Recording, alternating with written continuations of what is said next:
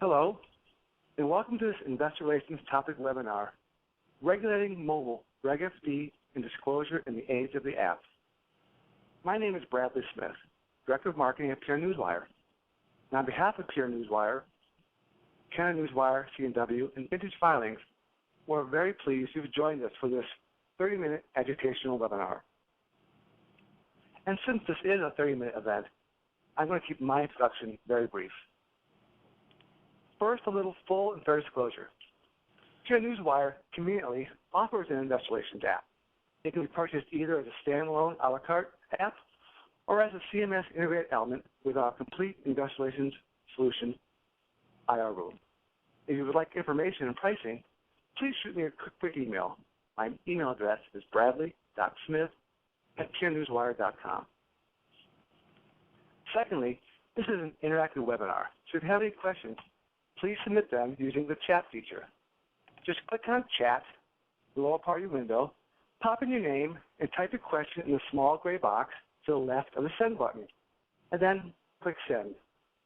Only our presenters will see your question. Questions will be answered as time allows. If you run out of time and you cannot answer your question live, we'll email you. Thirdly, to repeat the topic, we will be discussing mobile's advanced presence in shareholder communications and the regulatory issues, if any, regarding investor relations-driven apps. There's no question that smartphones and tablets continue to grow as an important and preferred channel for investors. Our own Shareholder Confidence 365 study reported that 50% of active investors use smart devices. Okay, enough from me. I'd like to introduce our esteemed and wicked smart guests. First, Colin J. Diamond, partner at White & Case, LLP. Colin is a partner concentrating on securities transactions, public mergers, acquisitions, and general corporate representations at White & Case. White & Case is a well-honored law firm, recently recognized as the most innovative U.S. firm in Europe by the International Financial Law Review of 2012. Colin has significant experience with registered equity offerings and ADR programs. He has worked on a large number of IPOs, including the IPO of Visa Incorporated, the largest IPO in U.S. history at that time. Colin's work also included counseling the boards and audit committees of public companies on disclosure issues, corporate governance practices, Sarbanes-Oxley, and Dodd-Frank compliance. In addition, he represents publicly traded companies in complying with their obligations under U.S. securities law, including the preparation of annual, quarterly, and periodic reports, proxy statements, and SEC no-action letters on a variety of topics. Our other speaker is Jeff Corbin, co-founder of theIRapp and the engine for our IR Room app. Jeff brings more than 15 years of integrated IR, PR, and marketing experience to help clients grow their businesses. He has lectured in the U.S. and internationally on building relationships with Wall Street, and is the author of the book, Investor Relations, The Art of Communicating Value. Most notably, Jeff has developed financial communications programs for the American Stock Exchange and dozens of companies who have their primary listings on NYSE and NASDAQ. Prior to, Jeff was a securities and corporate attorney in New York City, specializing in corporate reorganizations, bankruptcy, transactional matters, and commercial litigation. And at this point, I will turn the microphone over to Colin. Thanks, Bradley. Good afternoon, everyone. It's a pleasure to be here with you today. I want to give a little context for our discussion and then provide a legal framework in which to think about it before handing over to Jeff, who's going to talk about some of the cutting-edge developments that are occurring in the social media communication space when it comes to investor relations. So the reason that we're gathered here today in some ways stems back to an event that occurred in July of 2012. And I'm going to read you 3 lines from the Facebook account of the CEO of Netflix. And his posting read as follows: "Congratulations to Ted Sarandos and his amazing content licensing team. Netflix monthly viewing exceeded 1 billion hours for the first time ever in June. When House of Cards and Arrested Development debut, we'll blow these records away. Keep going, Ted. We need even more." This simple 3-line posting on Facebook precipitated a significant amount of discussion.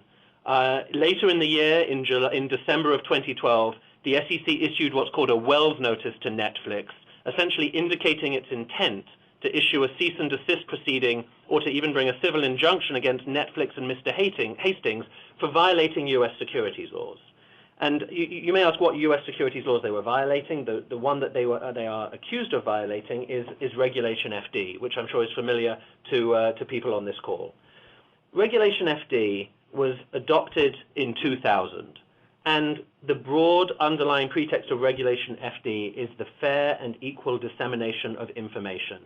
The rule requires that when a public company discloses material non-public information to securities market professionals or to shareholders who might reasonably be expected to trade on the information, the issuer must simultaneously disclose that information to the public. And really what our discussion here turns on is how should that disclosure to the public be achieved. Regulation FD itself talks about two methods that it views as compliant. One is an SEC-created method. It's the filing of a Form 8K through the EDGAR system, which we're all familiar with. The other one, the second method, is, and I quote, any method reasonably designed to affect broad, non-exclusionary distribution. And interestingly, the SEC gives an example. It says, such as a press release distributed through a widely circulated news wire or a public news conference. So really, what we're talking about today is what the CEO of Netflix did and the interplay between these two provisions, filing a Form 8K and some other method reasonably designed to affect broad, non-exclusionary distribution. Moving very quickly away from the topic of press releases, let's talk about social media, and we'll start with talking about the internet. So 8 years after Reg FD was adopted, the SEC came out with a statement indicating how companies could use their websites in a manner that was compliant with Reg FD. And here the SEC was focusing on that second prong that we talked about. And what the SEC said was, without making any change to Reg FD, it would take the view that there was broad, non-exclusionary distribution if a company posted information on its website if certain requirements were met. One was that the website was a recognized channel of distribution for information by the company. The second was the concept if posting on the website disseminated the information in a manner that made it generally available to the securities markets. And the SEC, in doing this, focused on the idea not only of putting information on there and waiting for people to find it, but also that websites and other means of social media and communications were being used to push information out actively to people who had subscribed for it. So in that sense, it was more than just a passive event to post something on a website. And finally, if the posting allowed a reasonable waiting time for investors in the market to react to the information. So this guidance, I think, was helpful, but very few companies actually followed it in the sense of merely and simply posting information on their websites. Most companies took the view that the website was an important channel of communication. They would try to direct investors to go to that website, but for the most material information that they had, they would continue to file it with the SEC or put it out on a widespread press release. Now, in theory, if we take the SEC's guidance regarding websites, we should be able to expand that and apply it to other channels of distribution. And most specifically, we should be able to apply it to social media means of distribution, such as Facebook, Twitter, and other things like that, in order to disseminate information to the public. And the argument is that social media sites, such as Facebook or Twitter, are widely recognized channels of distribution. Looking back at the Netflix example, there were over 200,000 subscribers to the CEO's page. He took the view, and even stated so afterwards, that was functionally public distribution of that information. He also took the position that the information wasn't material, as well as a number of other defenses. But he took the view that it was he said, we think posting to over 200,000 people is very public, especially because many of my subscribers are reporters and bloggers. So at this point in time, I think it's fair to say that the world really falls into two camps. Those that believe that companies should refrain from posting information on social media sites solely, and at this point in time, it's fair to say that the SEC's position on Netflix has had a chilling effect almost completely on the idea that you can distribute information widely within the meaning of Reg FD merely by posting it on a social media site. And then there's another camp of people that believe that there should be more opportunities to use social media and are desperately seeking clarification from the SEC, or at least more principled guidance from the SEC, so that some understanding can be obtained regarding when social media is an acceptable method of distribution. So in terms of where we are now, to sum up the current position from a legal perspective as opposed to an aspirational perspective, it's clear that companies are starting to test the use of social media, but at this point in time, as a result of Netflix, there is a dampening effect, and people would only use these social media means of communication for widespread distribution when doing so in conjunction with a recognized method under Reg FD, such as an 8K or a widely distributed press release. In terms of providing a little more context and statistics for how this is working, and where the trends are likely to go in the future, in 2012, IBM did a survey of 1,709 CEOs around the world. And what they discovered was that 16% of those CEOs were participating in social media broadly defined in some form or another, not necessarily only for IR purposes or external communication purposes, but also within their organizations. And they also found that this number was likely to grow to 57% within 5 years. And I would be surprised if it actually doesn't end up being higher than that, because, of course, since then, a year or so has passed, and we're already seeing social media being increasingly continue to grow and be widespread. But as I said, all of the activities when it comes to investor relations communications would now, as a legal matter, be recommended to be done in parallel with a Reg FD compliant method of distribution. So in terms of the future, what does that hold? Well, the SEC's Wells notice is still outstanding with respect to Netflix, and we will have to wait to see how that plays out. There are a number of commentators who have indicated that in addition to possible defenses that Netflix has, arguably the SEC's mere serving of that notice has achieved its desired effect, namely to dampen the use of social media as the sole method of communication. So we'll wait to see what happens to Mr. Hastings. So one area we need to watch out for is what happens at the outcome of that investigation, because there may be some clarification that emerges, or at least it may precipitate the SEC giving guidance regarding social media in the same way as it did regarding the use of websites. The second possibility is a more aggressive one. It's possible that the SEC may allow companies to rely more on social media and specific channels within that, provided they give clear advance notice to investors of their intention to do so. For example, there could be a means of notifying investors in the company's Form 10K and in other locations, including the company's website, of course, regarding the company's intended means of communicating information, so that investors would be on notice that they should, for example, sign up for particular websites or pages or feeds in order to receive that information. I don't know if the SEC will go that route, but it is certainly one possibility. Whatever we think the SEC might do, it does seem apparent that there will be an increase in media platforms that are used for investor relations purposes, such as theIRapp and StockTwits. And at this point, I will pause and hand things over to Jeff Corbin to talk more about those and other aspects of the investor relations. Hi, it's Jeff. I'm just trying to figure out how to work this, but I think we're there. So first, I want to thank PR Newswire for hosting this webinar. I'm also extremely proud that they've chosen the theIRapp's platform to support their mobile theIRapp offering, which is in their IR room. I just want to kind of, Bradley mentioned my background, but I just want to put into context who I am. As Bradley kind of suggested, I'm an IR consultant and have spent the past 15 years consulting with public companies in their communications with the investment community.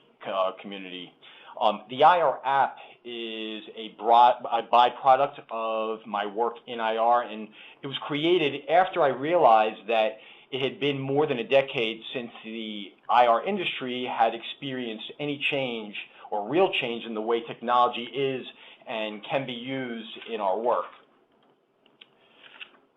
What I mean by this is, if you look at the past couple of decades, it hasn't been since the advent of the internet that there's been a change in how technology plays into the communications between public company and investor.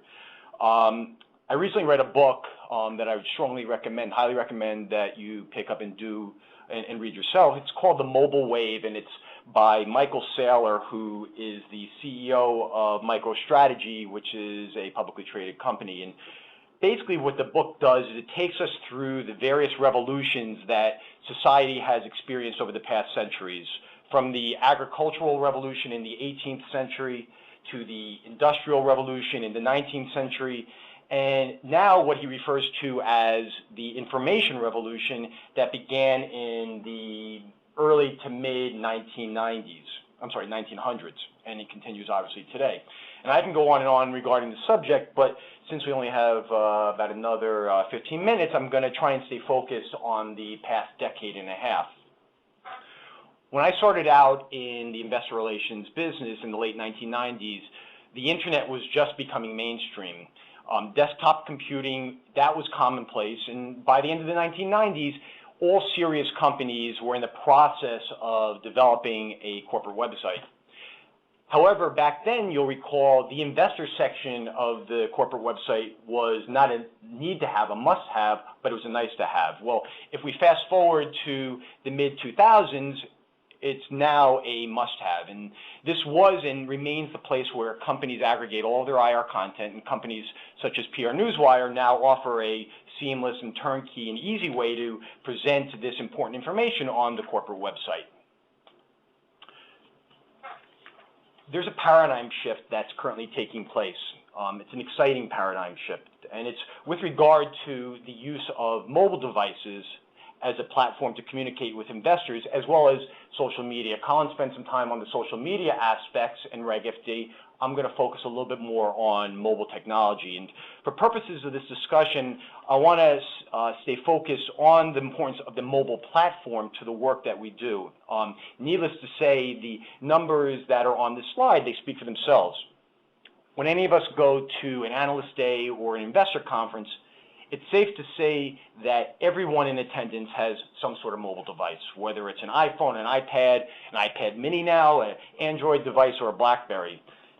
The way in which investors are expecting to receive their investor-related information, it's become terrestrial. They're no longer relegated to their desks, and therefore companies need to consider how they intend to reach their investors through the mobile device. At the same time, it raises the question as to how, if at all, Reg FD affects the use of mobile technology and how companies communicate. I want to put out there that I believe that there is a serious need to consider the impact of Reg FD and what it has on mobile communications. And Colin spoke about the Netflix situation. While not a situation completely analogous to this discussion on mobile technology, there is something important to consider. I'm personally a big proponent of the use of social media as part of investor communications, and after reading about the Netflix situation, I sent a letter to the SEC recommending that they consider issuing new guidance regarding the use of social media and mobile communications as it pertains to Reg FD. The reason I did this was because the last time that the SEC provided any sort of guidance on Reg FD was back in 2008, in August of 2008, when they basically said that a company's IR section of its website can serve as an acceptable means to communicate, provided the company does certain things. Well, we all know that the world has changed significantly since 2008, especially with regard to technological advancements. Social media, mobile devices like Apple's iOS phones and Android telephones, they didn't exist back then. Given the sudden proliferation of both, I argued in my letter to the SEC that new guidance was necessary to help public companies in their communications before more Netflix situations presented themselves. And in my letter, I made 3 recommendations to the SEC to help them, or to give them some thoughts on how to remove the uncertainty that exists with respect to companies using social media and mobile technologies for disclosure purposes. Of course, Colin mentioned a lot of the legalities. And I defer to him to correct me in my recommendations if I'm wrong, but I think we're kind of consistent in our thinking based on what Colin said previously.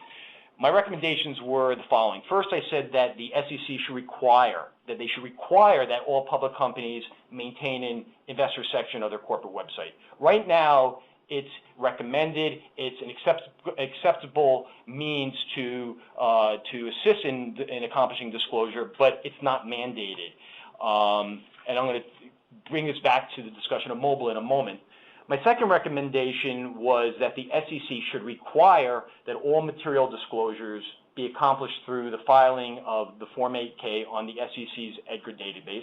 And third, I said that, or recommended that the SEC should require that all public companies designate in their Form 10K their intended additional disclosure means, including traditional newswire services, and for now, the social media channels, Facebook and Twitter, provided that the audience for each company on these channels reaches a certain number of fans or followers. And I suggested that by requiring these three things, I believe there would no longer be any ambiguity as to how social media can be used by public companies in their disclosures. And to the extent that the IR section of a corporate website is mandated, it would further the importance of mobile in a company's investor communications. Well, I actually received a response from the chief counsel at the SEC, and it was a personal non-form letter. And he acknowledged in his letter, his response to me, that the last time that the SEC published its guidance on Reg FD was back in August of 2008. And I want to quote what he said, because I think it's really interesting. He said the following, quote, "Although the guidance we provided in the 2008 release is principles-based," those are the key words, "and therefore applicable to new or different types of social media and mobile technology communications, we appreciate hearing your thoughts on additional guidance that may be helpful in this area. In the event that we decide to update our guidance, we will consider the information you have provided us." So, there you have it. Clarity, once again, coming from the SEC. Obviously, they have no intention right now of providing additional guidance, notwithstanding that we are essentially eons in tech talk away from August of 2008. And maybe this is going to change if Mary Jo White is confirmed. Who knows? For now, we are left to what they've already stated. And I guess my point is that I would hate for anyone to use this as a reason not to embrace mobile technology and social media, nor to avoid incorporating a mobile and social media strategy into an IR communications program. To the extent that Reg FD applies to the corporate website, it goes without saying that it should also apply to the mobile device, since this is where more and more investors are obtaining their IR content on companies. It's just a new platform to secure this content. And this begs the question on how to do it and what options exist. Yes, mobile devices, or at least most mobile devices, have web browsers on them in which investors could, in theory, access a company's IR website. But have you ever tried doing this? It's not an easy thing. So even if you have a decent internet connection, the content in the browser on the mobile device, particularly the iPhone, is still real small and hard to navigate. In addition, certain content, particularly audio and video content, that can be viewed or heard on the desktop, it's not compatible with Apple or Android mobile devices. Many companies are now looking into how to ensure that their IR content is easily available to their investors on their mobile devices. And there's quite a bit of confusion that exists that I was hoping to quickly clarify. First, there are two ways in which a company can optimize to IR content for the mobile device. One is called a native app, and the other is an HTML5 mobile website. And I venture to say that both are acceptable means for Reg FD purposes. However, there are some significant differences that would suggest that a native app solution is the better way to go. And as you can see on this slide, there's various differences between the two, the native app and the HTML5 mobile website. As you can see, if an investor is not at his or her desktop or is not in a good sell area, an HTML5 mobile website is not going to work. this isn't necessarily the case with a native app that has the ability for downloading content offline so that it can be viewed even if good internet connectivity doesn't exist. Second, as you can see from the slide, only a native app exists in Apple's App Store in the Google Play market. I'm a gambling man, but I would not gamble against or bet against Apple or Google. And there's definitely a reason why the App Store and the Google Play market exists and why they are both verging on having 1 million native apps within the respective stores. And last, the all-important push notification. I don't know about you, but the first thing that I do when I wake up in the morning, even before I brush my teeth, is I take a look at my iPhone that is sitting on my night table, charging from the night before, from the evening before. And there's nothing, in my opinion, that's more engaging than turning the phone on and seeing a push notification, an alert that was sent to me, sent to my device during the night, indicating that a company had issued a new press release or other IR document. Push notifications are available for native apps, but they're not available for HTML5 mobile websites. So these are just a few of the differences that exist between the two. But again, the purpose of mentioning them is to remove some of the confusion that's out there, and also to provide some basic information on how you can start to what you should start considering as part of a mobile IR strategy. So I want to bring this back to the discussion on Reg FD. To the extent that the SEC has said that a company's website is an acceptable means to disclose material information, every company should consider the importance of what I just spoke about and consider incorporating mobile as a strategy to communicate with their investors. So I just want to conclude by saying that this is a very exciting time in the IR industry. There is no questioning the fact that there is a significant paradigm shift that's underway. There's no questioning the fact that mobile is here. It's not going anywhere. It's only going to become more important in communications. And I guess the takeaway from all of this is that notwithstanding the SEC not yet having provided further direction, Reg FD should not stand in the way of public companies embracing new technologies such as mobile and social media. Both present a great way not only to expand an investor audience, but to establish closer relationships with investors. So at this point, both Colin and I have concluded, and we'll take some questions. So I guess you can go into the chat, and if you have any questions, we'll take them one by one. I think we have, how much time do we have? We have a few minutes, right, Bradley?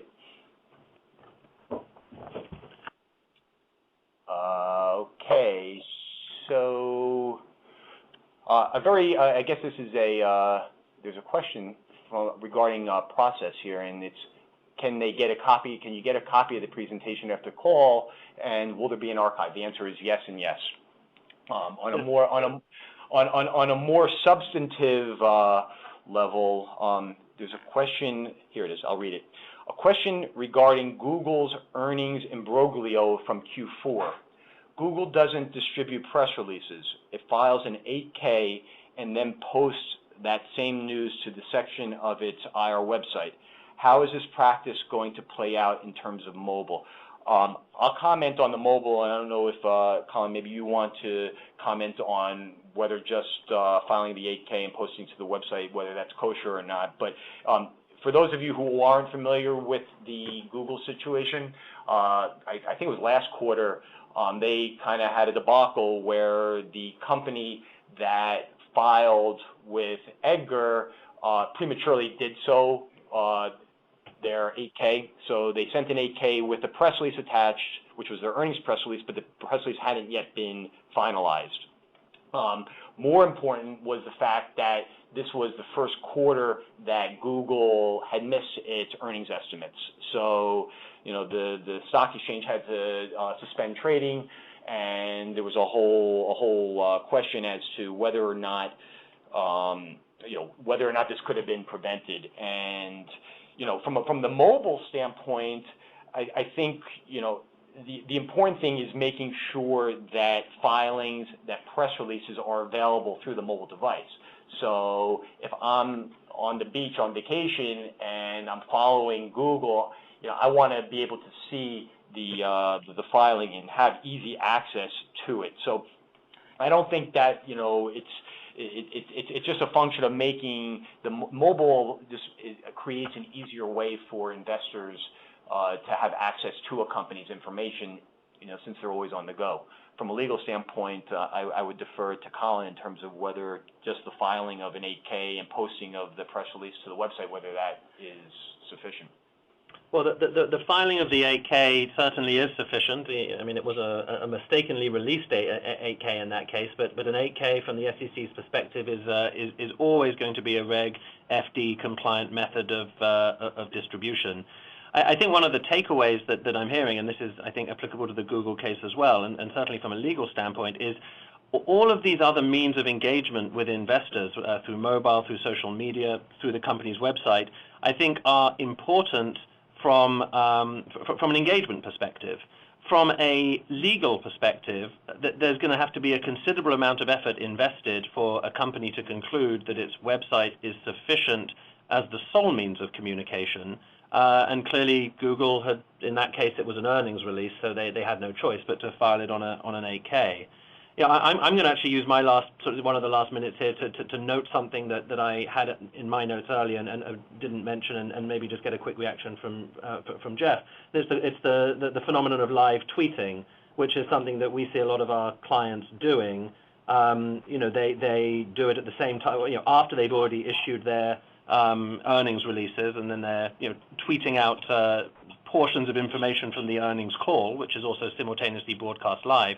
I don't see any Reg FD compliance issue with this, provided the information that is tweeted is not doesn't contain anything materially different from what is being said or was filed. But I just, Jeff, as one question, from me, I'd just be interested to know what your view is on that as a means of engagement for investors.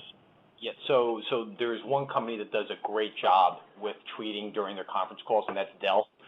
And I think it's really it's exemplary of how Twitter can be used to really distill important information. So we all know about these conference calls. They can go on. You have your prepared remarks that can go on for 15 minutes to 45 minutes, and they're dense and they're long, and there are those key points, those key messages that before even beginning the conference call that you want the investment community, that you want the analysts to focus in on. So Twitter provides that ability.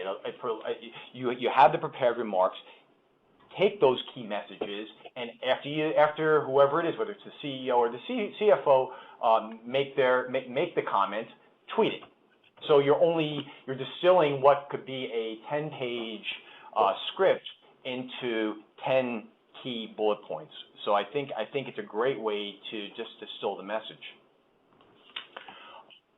We have maybe one more minute. There's one question which I think is a good question, and then I'll turn it over to Bradley to close out. But the question is, can you give us any examples of companies you feel are doing a good job or are on the cutting edge of incorporating mobile into the IR program, and why?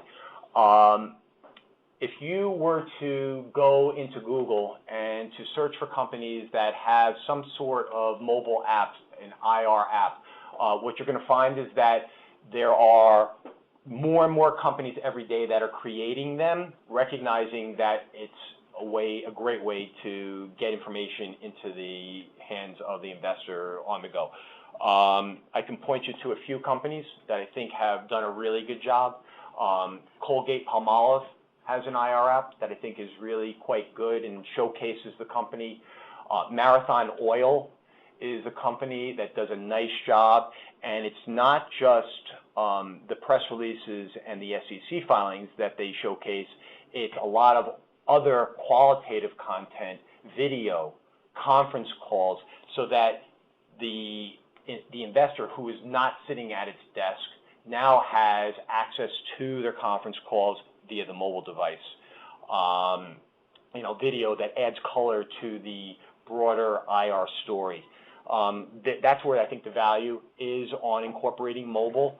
So there will be three reasons actually, to incorporate mobile into the IR program. One is because you want to optimize the content for the mobile device, which, as I mentioned, right now is not easily accessible, through the mobile device if you were to open a browser. Second, because you want to be able to engage directly with the investors who are on the go, and lastly, there was a third point that I was going to make, and it's kind of slipping from my head, but it's the ability to add color to the broader IR story outside the scope of the numbers, video and other qualitative, interesting content. The ability there's a way in which you can now put that onto a mobile device.